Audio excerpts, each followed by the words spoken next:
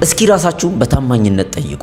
ስንቶቻችሁ ናችሁ አንድ ነገር ለማድረግ አቀዳችሁ አዲስ ስራ መጀመር፣ መጽሐፍ ማንበብ፣ መጸለይ ሊሆን ይችላል። የሆነ ነገር ውስጥ መግባት ካቀዳችሁ በኋላ ነገ አደርገዋለሁ እያላችሁ ስትተውት የነበራችሁ፣ በዚህ ነገር ደግሞ ምክንያት ህይወታችሁን ብዙ ጊዜ ብዙ ዘመን ወደ ኋላ ሲጎተትባችሁ የነበራችሁ ሰዎች ጥቂት ሰከንዶች እንድታስተውሉ ፈልጋለሁ። ምን ያህል ህይወታችሁን ወደ ኋላ የሚያረቃው ነገር ነገ አደርገዋለሁ የሚል ርዕስ እንደሆነ።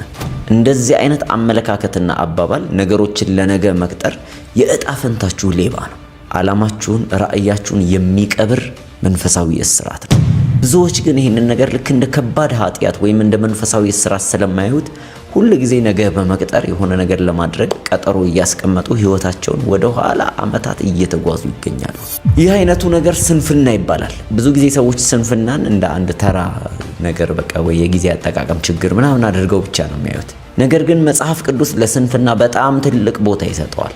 በዋናነት ትልቅ መንፈሳዊ ውጊያ በህይወታችሁ ላይ የሚከፍተው አንድ ነገር ቢኖር ስንፍና ነው።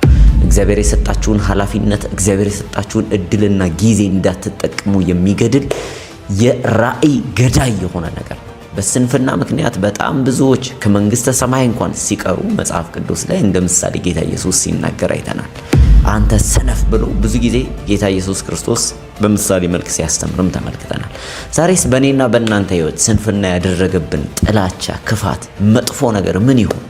ዛሬ እነዚህን የምነግራችሁን 5 ነጥቦች ተመልክታችሁ በእውነት በህይወታችሁ ላይ ስንፍና ምን ያህል አደጋ እያደረሰ እንደሆነ በማወቅ ህይወታችሁን ለመነሳት ለመቀየር ብርቱ ትግል እንደምታደርጉ አልጠራጠርም።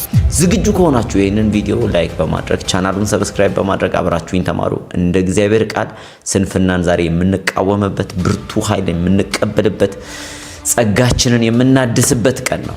አቃለው ትንሽ ጠፍቼ ነበረ፣ ግን ለምን ጠፋህ እንኳን አትሉም እናንተ። እሺ ለማንኛውም ዛሬ በዚህ ትምህርት ላይ አብረን እንቆያለን። እወዳችኋለሁ። ቀጥታ ወደ ትምህርቱ